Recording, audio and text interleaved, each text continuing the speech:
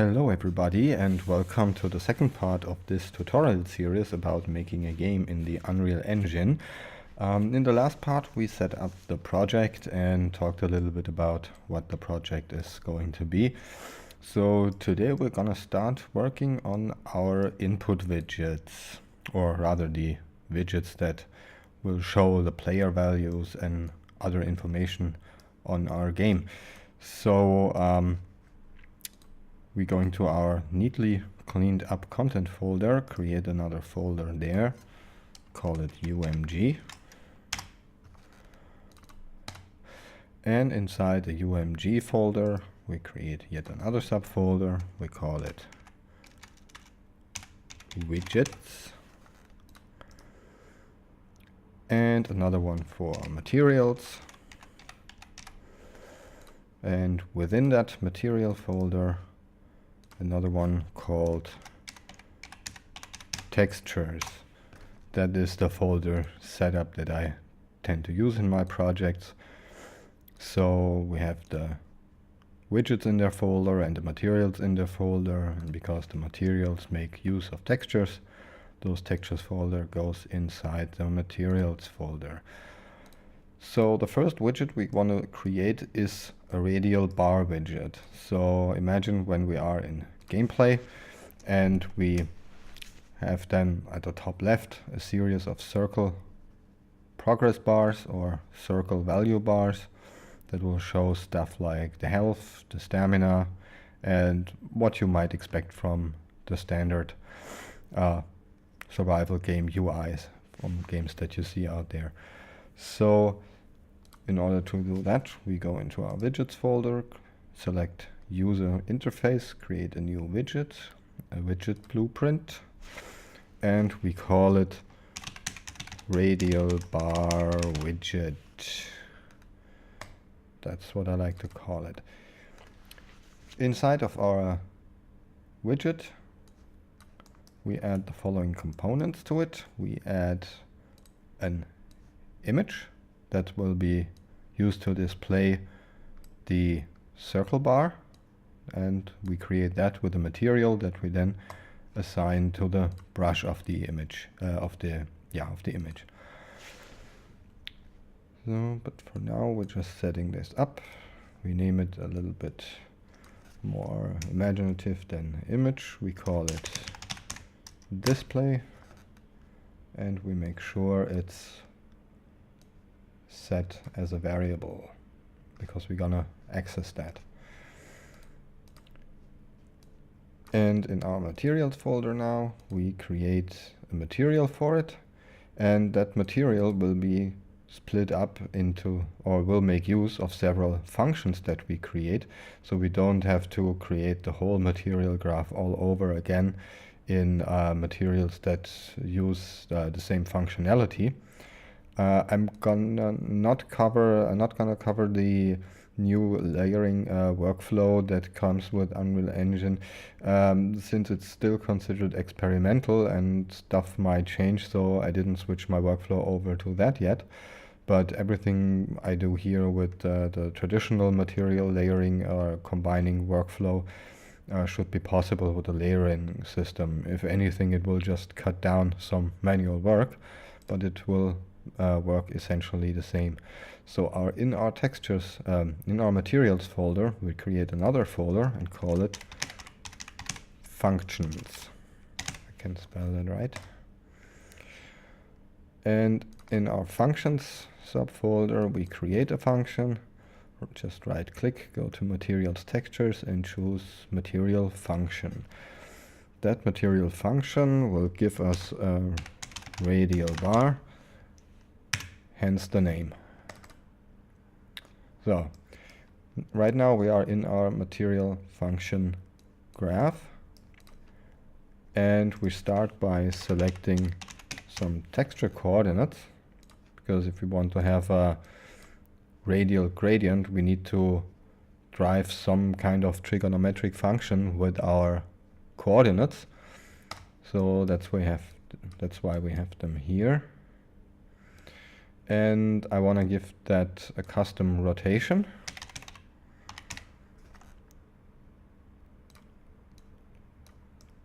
and connect that to a function input, which is similar to a parameter in a normal material. Just instead of selecting it as a parameter, you just get a function input, which in this case is a scalar value. And I tend to supply default values to them and tell the input to also use the default value. And that goes into the rotation angle. So we can determine our baseline where the 0 is on our radial graph by modifying that value, and we call it base rotation. Like so.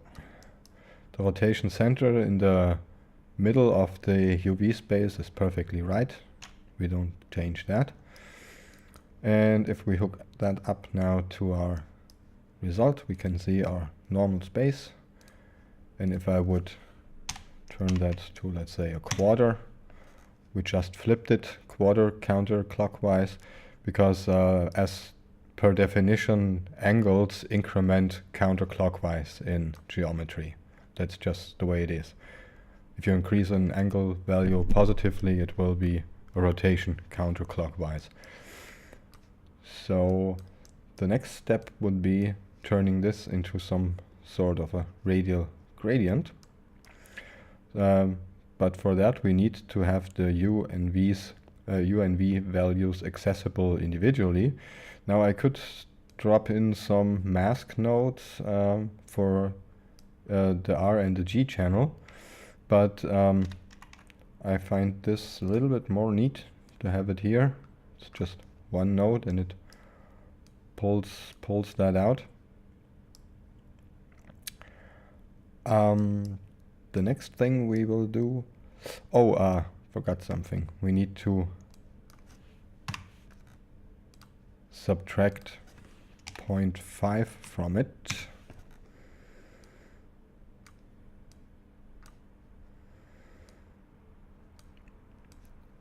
Because when we do that, we shift also the center of the gradient of that UV space into the center of our screen coordinates.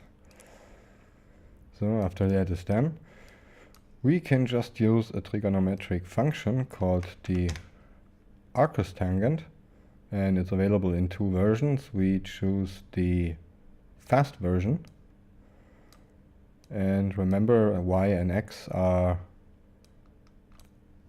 in a different ordering here, so you have to wire that over cross.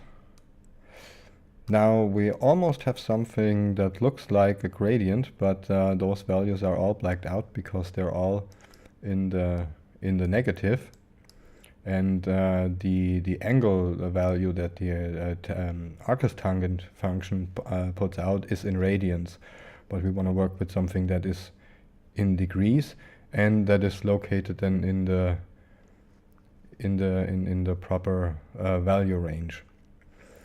So we divide that by 6.283. In case you wonder, that number is 2 pi, so pi multiplied by the number 2.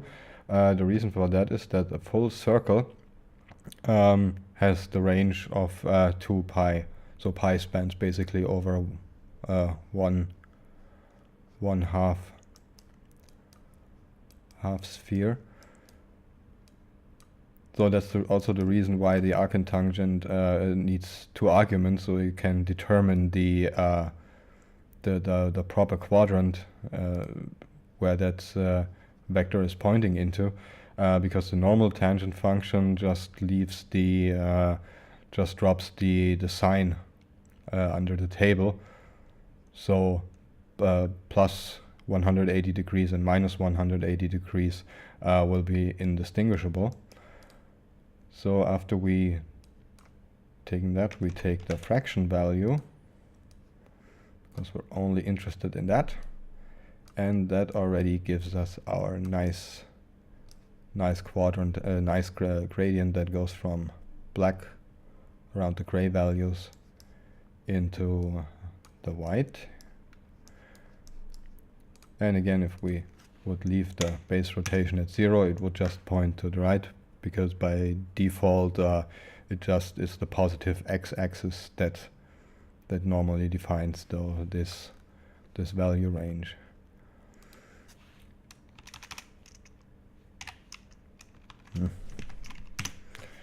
But I like to have them start at the top, so we leave it at that. And I put in another input.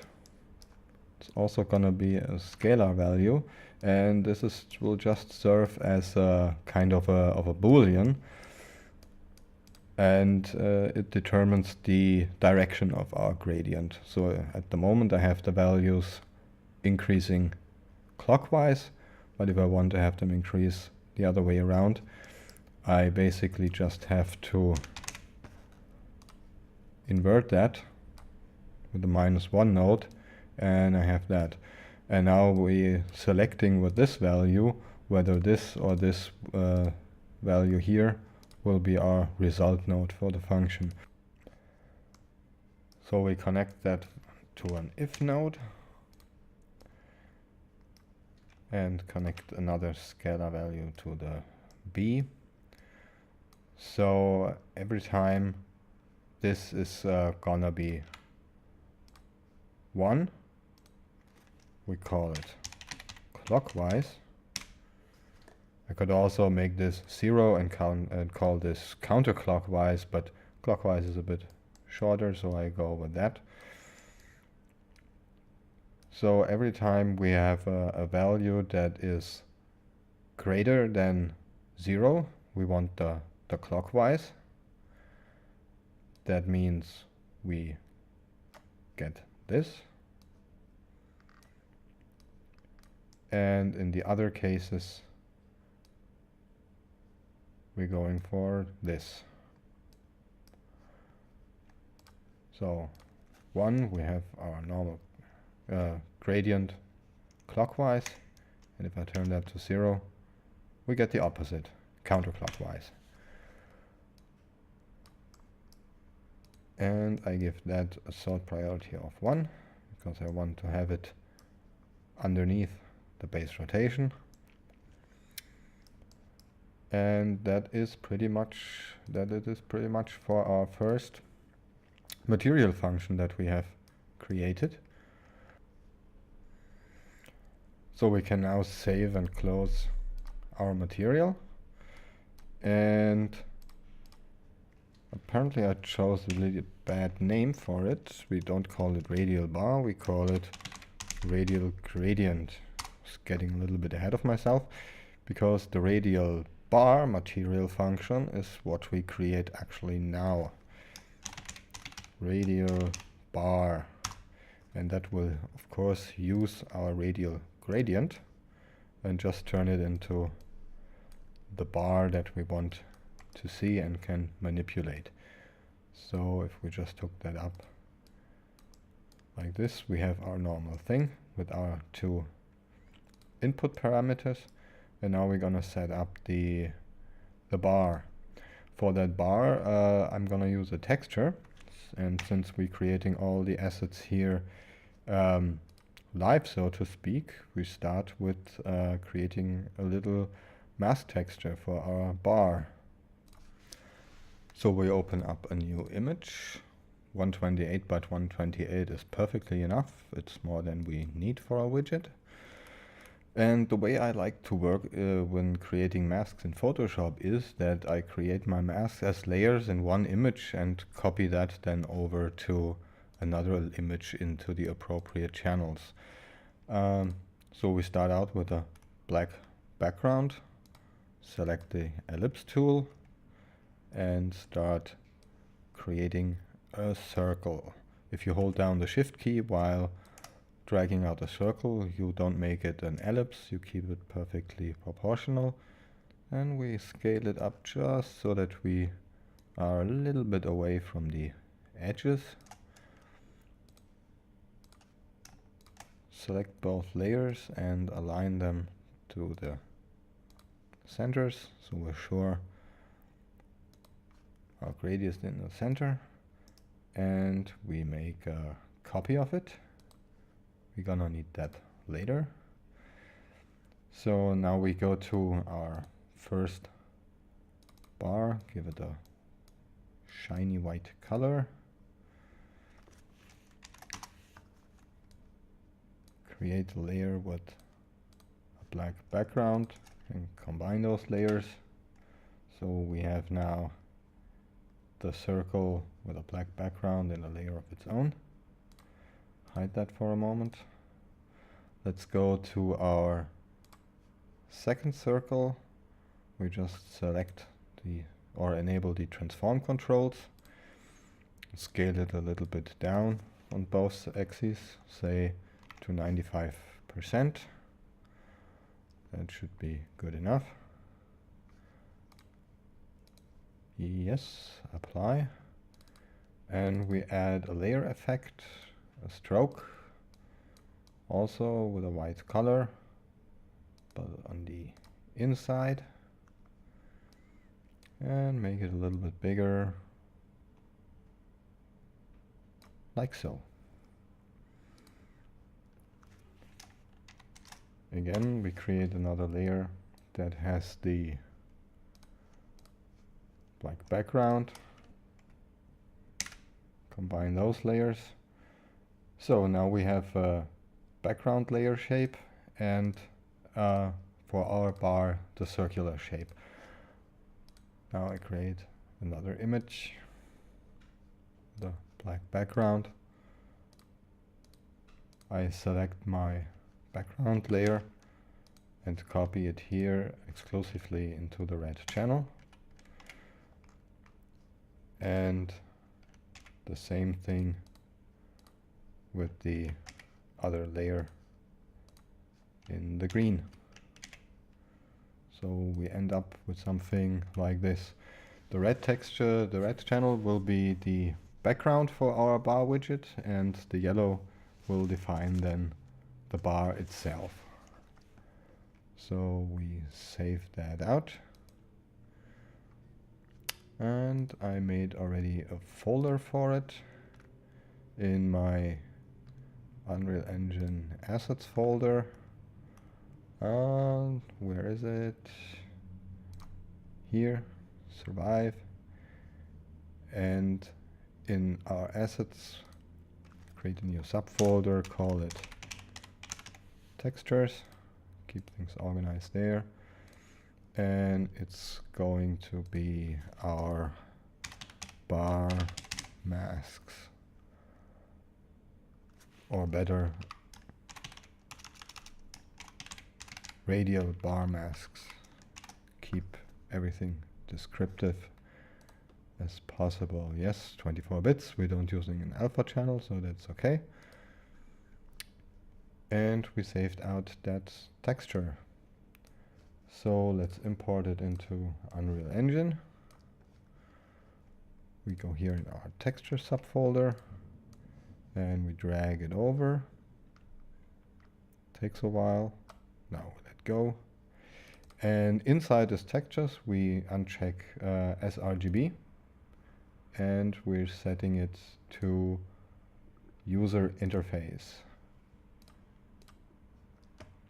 That means it will not have much compression applied to it.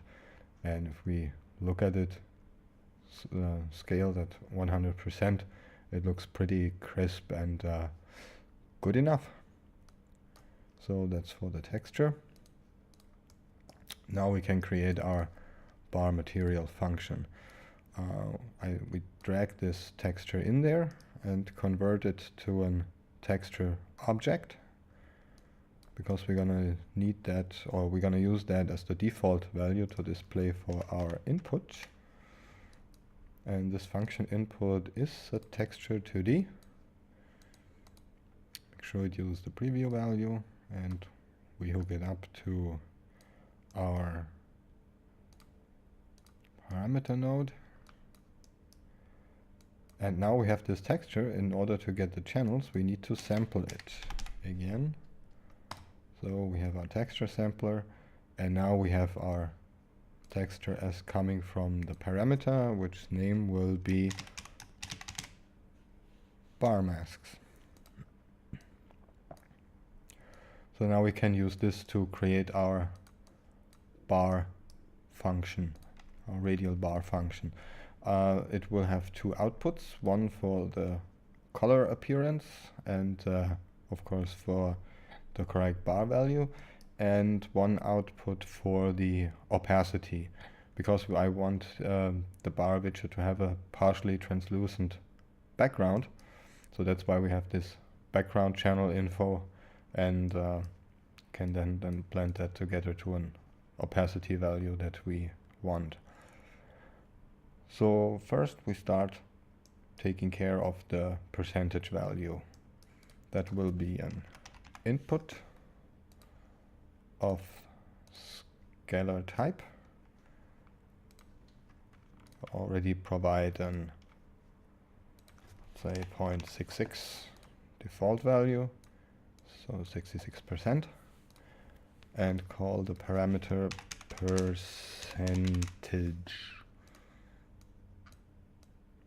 So, and how this works is we take this value and compare it against this gradient map, and every time we are below this threshold we want to have it return white, and everything that's above it, so all percentage values above 66, they would be rendered black and show no bar. So we connect that to an if node. So if our percentage, and let's move that a little bit up, and that up here, let's disconnect that for now.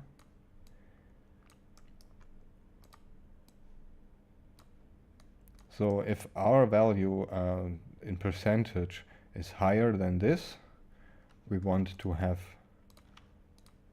a 1 returned, also on equality. And otherwise, if it's lower than that, it would return a 0. And as you can see, it's perfectly mapping out that or making that value a threshold. So at 0.5 we have it like this, 5% like this, or 95% like this. Let's keep it with 66 for now. And now we just need to multiply that with our mask in the green channel, and we get our value bar. It is indeed that simple. What was a bit troublesome for me, and I found it out the hard way, is that when you go in Photoshop and create a file, and let's just add a black layer on it, and you go for the layer effects and go for gradient overlay and just select angle, you get something that looks pretty much the same. Also, when you sample out the colors, like here for example, exactly down south from the center, you get something like 128-ish that you would kind of expect. The same if you go exactly to the right, sample the color there. Yeah, well, it's not 64 as it's supposed to be, but yeah, these gradients here from Photoshop, they tend out to be not exactly linear, and as a result, when you say, oh, I can spare the arctangent and all the other calculation stuff in that's happening in the radial gradient functions, you will then have also a nonlinear progression of the value bar, so where it does not necessarily fit your input. So you put in 0.5 and the circle will not be halfway but a little bit shorter or a bit overshooting that. So when calculating this like this, the gradient, you always are sure you have a linear gradient with a linear color ramp. So having now our background, it's just now merely a matter of putting parameters and inputs to this function. So we start out with the background layer. We add a function input. Yep, vector 3 is okay. And we call it the background tint. It also uses a preview value. Did I select it? Yeah, I did. And let's choose something bright here, something yellowish, but not too bright. And we multiply that with our background channel. And Control W. This is the bar tint. And we duplicate it again for the empty bar tint. So that part of the circle that's here at the currently it's totally invisible, but I'd like to have it also displayed in the widget, but with a different color. So multiplying the bar is taking it from that result. So we just duplicate the multiply node here and put that in here. So we have our bar. Let's choose a different preview value for the bar. Maybe something like this. And now to get the empty bar, we could make like a calculation of now subtracting that green channel here that represents the whole circle. Take this, subtract that multiply result from it, and we would get this part of the circle. But since we're lerping everything now together, it doesn't really matter. We can just take the green channel as is, and what is then filled out bar gets then overlaid by this half. So let's make it a little bit more screen space. So we take what we have in the background, that's our first layer, and we add a linear interpolation node. So we see our background, and above that we will be seeing the empty bar. So we multiply this with our empty bar color, give this a color like this, and we want to see that empty bar every time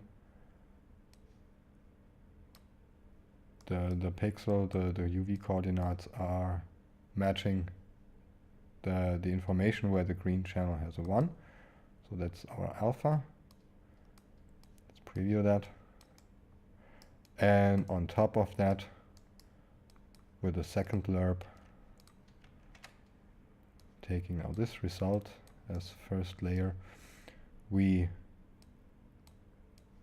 put in the bar, and that multiply that gives us the bar position does the same thing as the green channel for our empty bar. That goes into the alpha, which then looks a bit like this.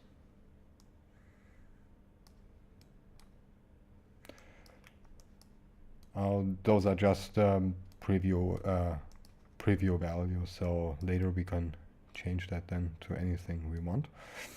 So that is our first output. Let's call it color. But I also want to drive the opacity in the widget. So we create another function output, sort it in underneath the first one, and we call it opacity. And here we're doing basically the same what we just did for the colors, but instead for 3D vectors, we're just using simple scalar values. So I just duplicate that, and this would be the background opacity, which we say 0.3, and another one which is the empty bar opacity. And for the bar we don't use an opacity parameter because I want the bar to be always have full opacity, no matter what the background or the empty bar values would be. So we multiply our red channel with the background,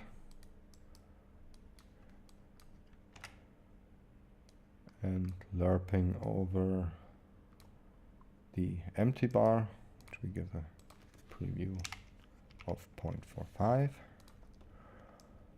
and the alpha again refers to the green channel.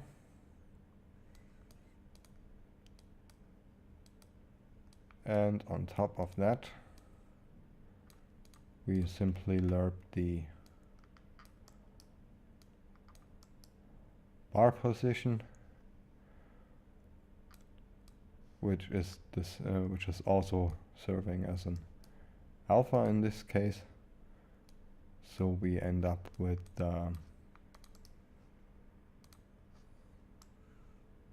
this kind of image for our bar opacity values. Okay, now I'm just ordering the input sort order. I always do that after I set up my function with all the variables, because changing it after you set it up and then add something as an afterthought, it's really messy because you need to edit all those values here manually. So I start out with a percentage on 0, that is okay. Then I want to have the bar masks, so 1. And then my color values here, like 2, 3, and 4.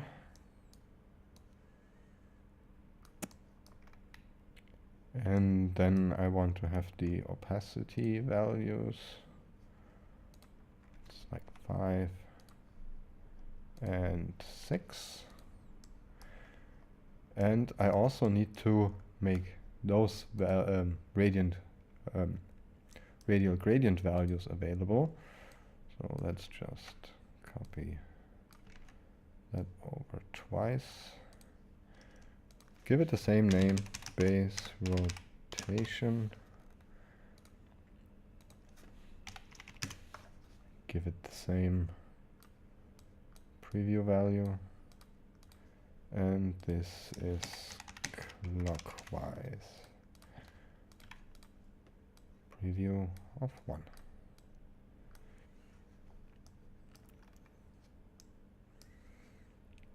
So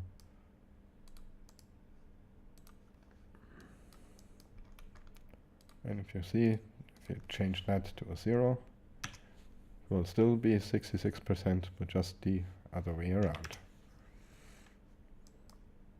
And the base rotation would let it start on the right side.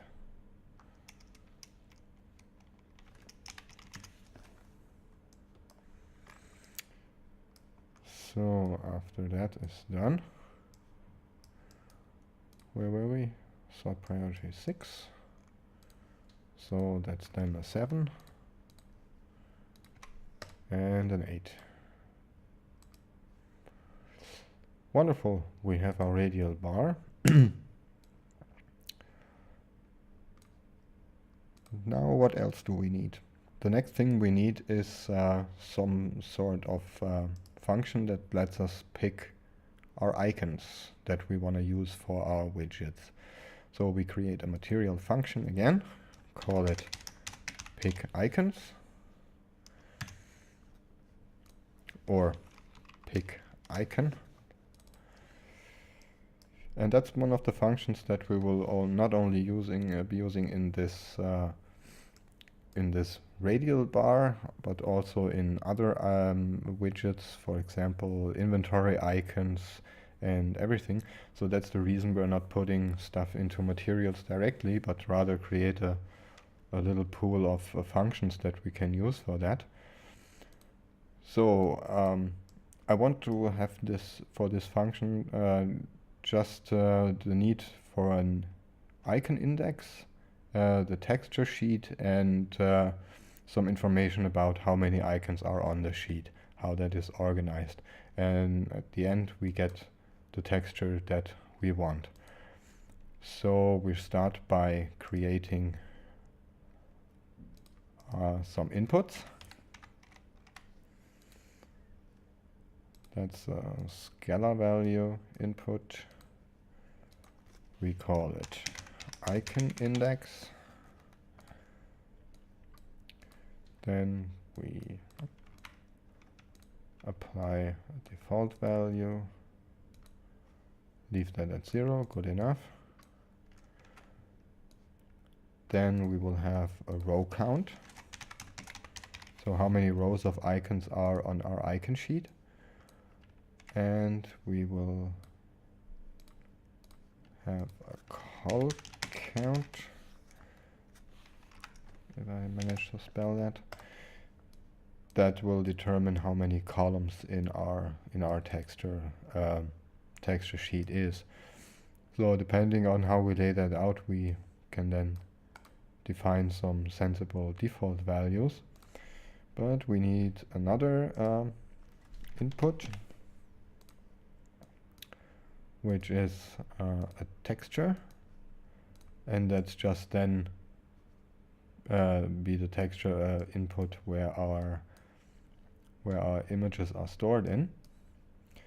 In order to create them, we go again to Photoshop.